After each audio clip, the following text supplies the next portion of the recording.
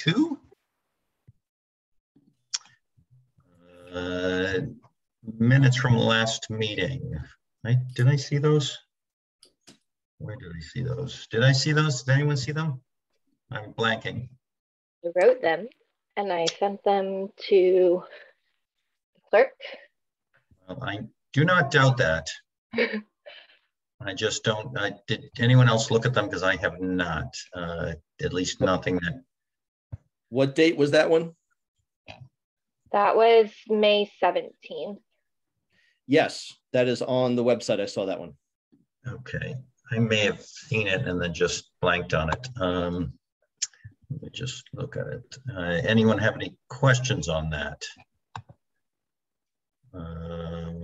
No, that was our short meeting.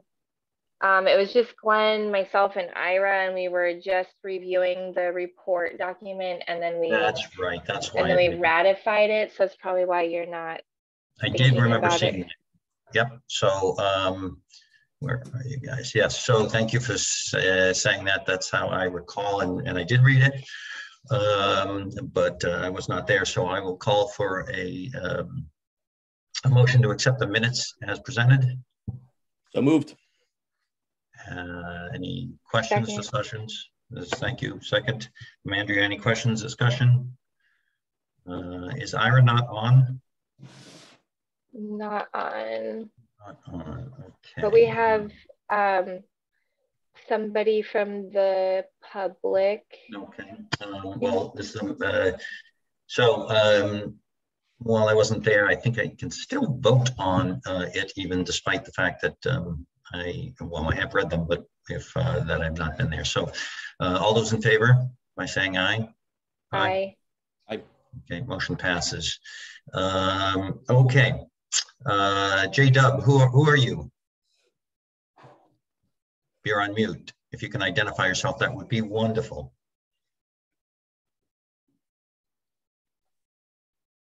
Okay, well, J-Dub is right now probably listening, but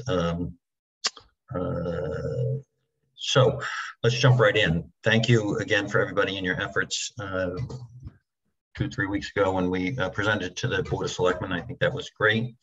Glenn, do you have any feedback on DOT recommendations as to specifically whether we made contact with them, A, and B, how do you think the Board of Selectmen will proceed with our recommendations? Yeah, I'm not sure. I haven't heard from the Board of Selectmen since the presentation. We do have a meeting coming up. Let me see when this is. It is next week, so it's the 16th at 6:30. So I will ask Gene and Rufus, where we are with this, and it'll certainly be on the agenda for the 16th. So having been on the board before, and I know how things can sort of, because there's so many things going, things can get pushed aside, if you will, and not with any poor intent, but basically because there are other pressing issues. So I would request if you could stay on top of that, seeing as you're there at all the meetings, and maybe even take the lead and say, can I make the phone call? Yep. And then you would be able to get that information, be able to pass it on to the Board of Selectmen, and then also advise us as to what the updates are. Because I think if it just sits there, it will just sit and stew. And I think the opportunity, personally, I think the opportunity is more pressing on this situation as, as it culminates with the sidewalks. Yeah. Do you, and that's a sidebar, do you happen to know what the schedule, if any, on the sidewalks is planned? And as I was walking in town today, that's exactly what I thought. I hadn't heard anything. It was not on the last meeting agenda that I saw Board of Selectmen. So no, I will email. Okay, but to your knowledge, there's no contract that's been signed with anybody at this point. I know there was a winning bid. There was a winning bid, and I think, don't hold me to this, but I think it was signed, but I'm not positive about that. And so that signage should have a timeline in that contract Yeah. So if you could get us that, that would just be interesting knowledge. But moreover, I think it's important to make sure that we time it with DOT, Yep. you know, with the changeover. Andrea, do you have any thoughts on that? No, just that that's what the first selectman's newsletter that went out last night seemed to indicate that the contract had been signed and that it was supposed to break ground. They're supposed to break ground by the end of June, I thought is what it said. Well, that's 2 weeks away. So I right. think that, Glenn, if you can maybe jump on that sooner than later, that would be great, because I think DOT really needs to do a walk around to understand what we're thinking. Yes. Yep. And it makes sense to me that it would probably be you and DOT if they so choose to invite Andrea, myself, and Ira, and whomever the public. That would also be of interest, but I don't think it's pressing. I think the Board of Selectmen really have to understand what they can and can't do. Yep. Okay. So I don't want to spend a lot of time on the next step, but I do think that what we need to do is focus on enforcement. The 2023 is when the contract comes up with the troop. The budget was passed with the troop in it for this year, which is 2022, 2023. So I think it would be good for us to, if we can, use almost the same type of format that we used prior to in the DOT outline, modified obviously to what our thoughts are with respect to enforcement. My personal take on it, and I'll get yours, your guys as well, is what we should cover is what our expectations are with respect to speeding, and what our expectations are with respect to coverage of the village, and what our expectation is with respect to emanation of noise. I think that within those expectations, there are subcategories clearly of ideas that we've talked about before, rolling speed traps, video surveillance, to just a sort of walk around presence, and maybe even additional enforcement officers. That's sort of my take. Anyone else have input on what they see? Has the town ever done video surveillance? No. No. Okay. No, that was something Andrea had brought up that I thought was interesting to the degree. It wasn't so much surveillance is probably too strong a word. It's some sort of technological enforcement component. Was that align what you're thinking, Andrea? Yeah, what I keep getting told by the trooper is that every time you stop a car or a person driving a car, is that there's a risk for altercation with that person, so that puts you at a greater risk, for injury or escalating or whatever. And so it kind of, I got the idea that it was like, well, what can I do? Like, we don't want to start that. And so it's like, well, then let's take the people out. If it's the person to person problem, then what can we do as far as, do we need more of the signs, the little flashing signs that tell you how fast you're going? And then beyond that, do we need, warnings issued, when they're taking pictures of license plates of people going past, gunning it out of town at 70, 80 miles an hour, those kind of things. So it was like Ira's the one that, really said, how do we stop it? We heavily enforce it. So he had some examples from the past. Mm-hmm.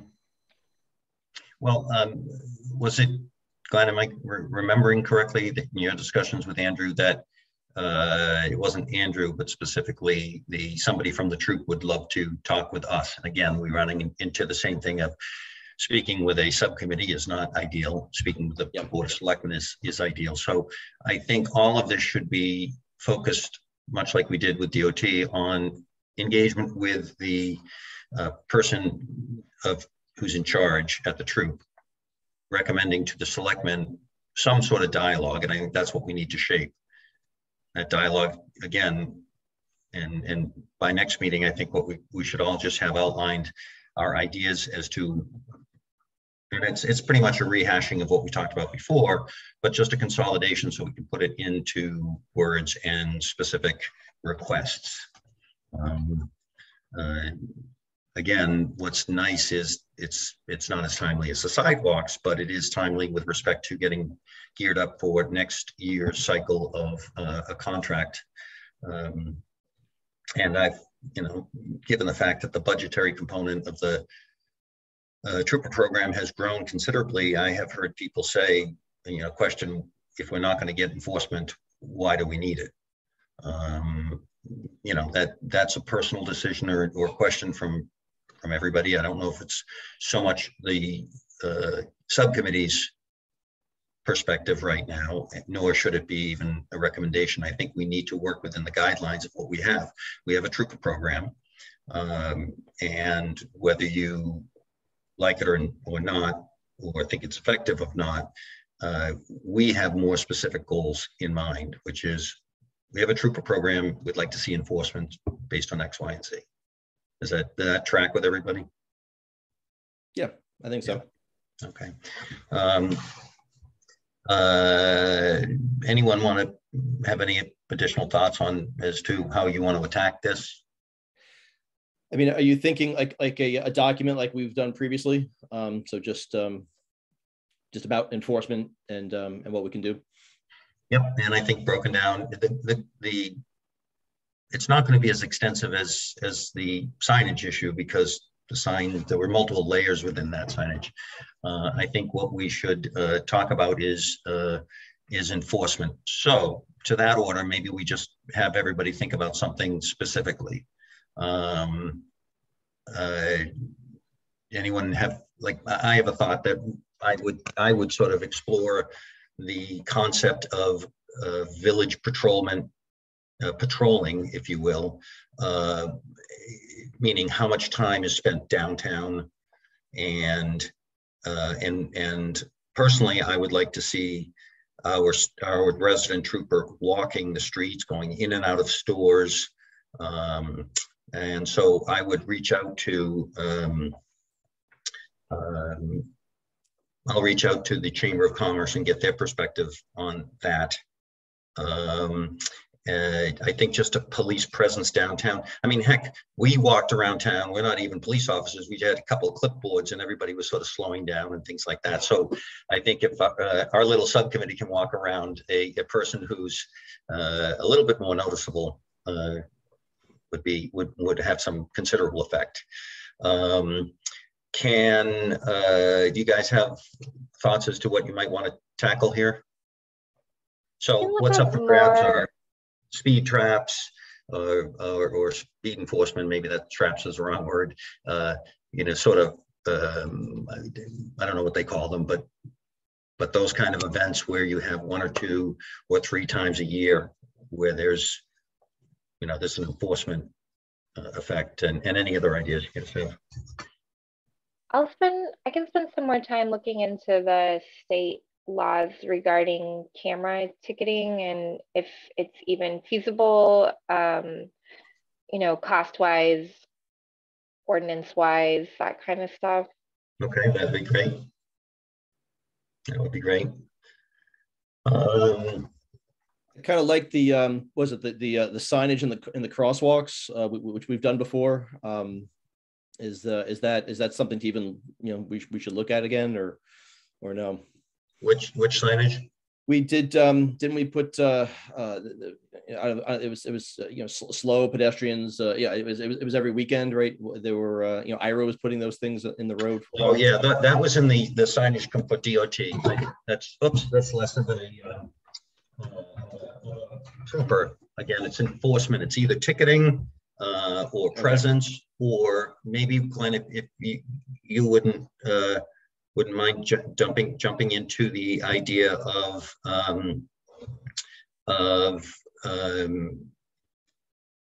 maybe alternative ideas, meaning constabularies, how that works with the trooper program. And I think we all are under the impression that if we have a constable or constables, then they would be under the supervision of the trooper program, looking into what are actually their abilities and their roles. I mean, quite honestly, if you just had somebody who was dressed somewhat official walking around town, I think that would be of note. I don't know if that's achievable. The other component of that would be talking to the troop about additional coverage, meaning in my discussion with Andrew, and this goes back a couple of years ago, and it may have been with you as well, Glenn, in your discussions with him, but he was saying that he can't be up at the Kent Falls, and he can't be down at Bulls Bridge and in the center of town all at once. And he started to, although he and I dropped the communication process there, but to no one's fault, but there was some sort of idea of, wow, what if we put extra people on, and how would that be coordinated, and who would coordinate it, how much would it cost budget wise? Because I think if we can just sort of get some perspective on that, then the selectmen could sink their teeth into it and say, well, this is something maybe we can try.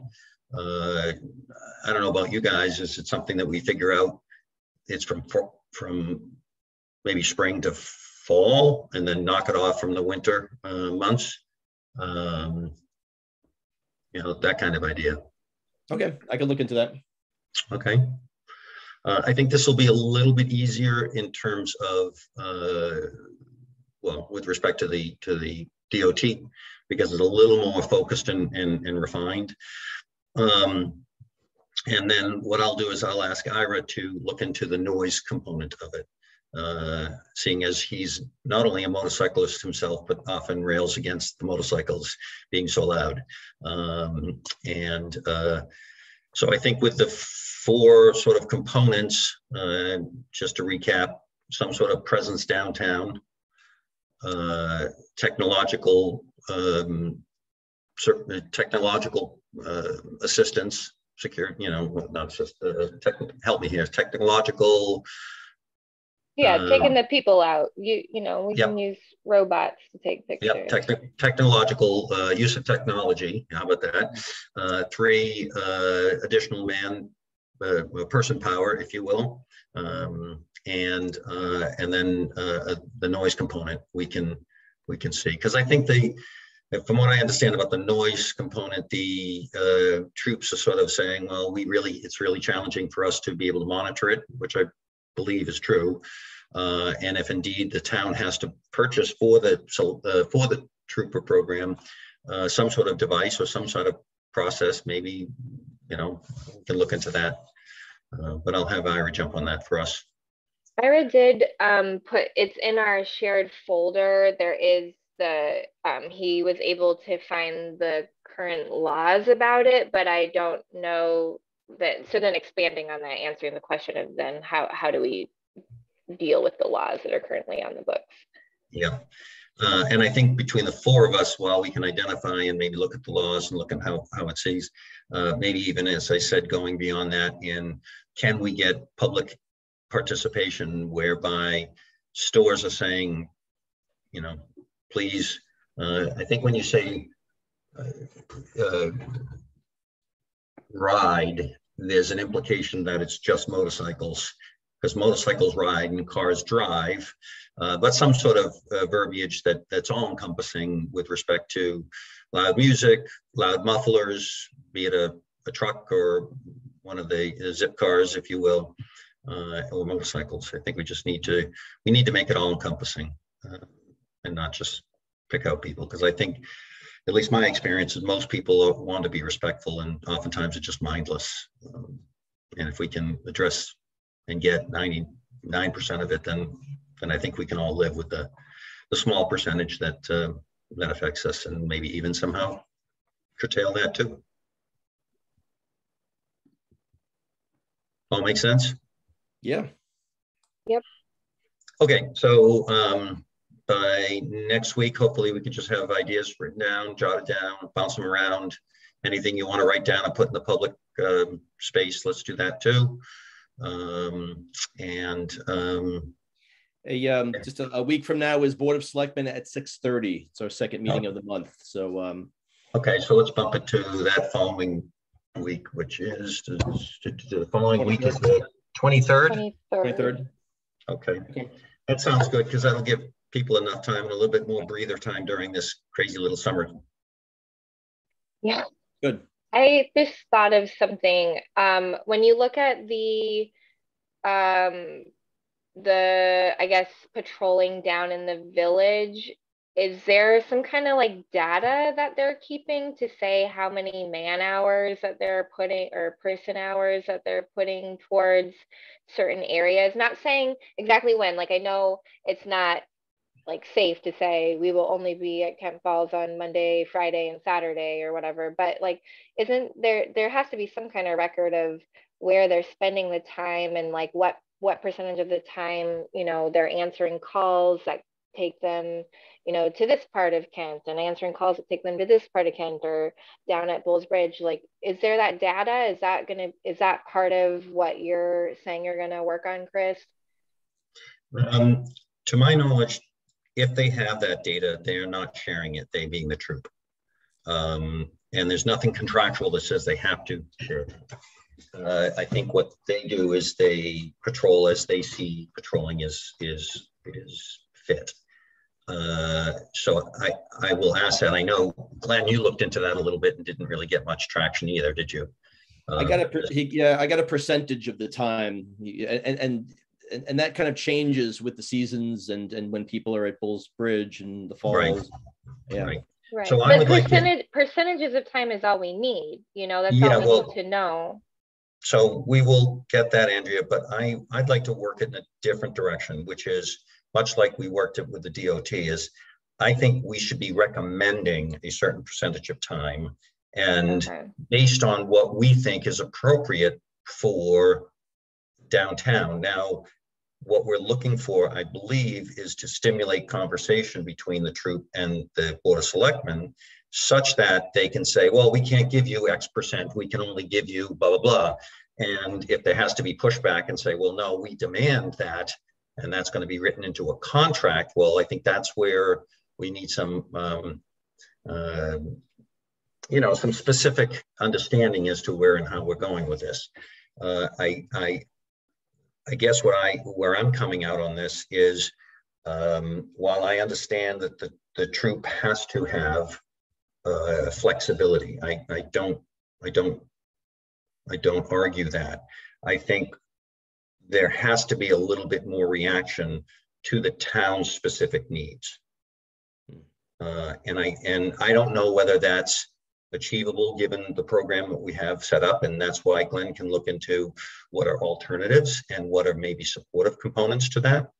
But I believe that with the program that we have now, I have historical understanding and specific knowledge of other resident troopers who spent more time visible in the village walking around. Again, that may have been a different culture or different guidelines. Now, maybe they've changed. I don't know that. But I would like to go from the perspective of what do we think we want and need. Let's put it this way: if indeed whomever the trooper is on duty has to go from Bulls Bridge to Kent Falls, I would like to know why. I would like to know, why is there such a need for a trooper to go down to Bulls Bridge to maintain traffic or maintain some sort of orderliness there, when, in my opinion and estimation, and of course it's with the village focus that we're charged with, there might be a slighter priority down in the village. Wednesdays, as an example, when the kids are let out, high traffic days like antique machinery show and Memorial Days and things like that. I think if we put those lenses on, we can get a reaction from the troop as to, you know, yes, okay, we understand that, but you don't understand this, and therefore the Board of Selectmen then can react and hopefully get us a little bit more attention, if you will, than I think we're getting. It may be different. I'm not always here down in the village, so it may be, but my experience is that there's just, especially on these busy days, there's not as much presence as I think I would like to see. No, that makes sense. And that's where I hope all four of us can shape it a little bit by, you know, maybe, no, Chris, that's too much, or no, we don't need that, or maybe it's an alternative. And I don't know. I think between the four of us, living in the village, using the village, working in the village, walking the streets of the village, we can you know, come to some sort of agreement. Which towns had the constable program? We talked about Litchfield has that, right? Oh, that's a good question. I know that Lake Salisbury has it, but my understanding in talking with Curtis, the main role they had was on the lakes and doing some sort of traffic component, parking of cars or something, but don't quote me on that. I also know that the requirement of body cameras, which are very expensive, on constables is something that's you know, questioning whether they're going to continue moving on with that. I think just to give the selectmen and also the town an idea is, I'm always the one that I like to see, give me what it costs. I don't really care what it costs. Give me what it costs. And then we can all talk and think about whether it's worth doing or not. But if you don't even have a cost or an idea with that plan, then it's sort of, it's not helpful for anybody to shape it. So I would prefer to go to that length and out to the furthest perspective.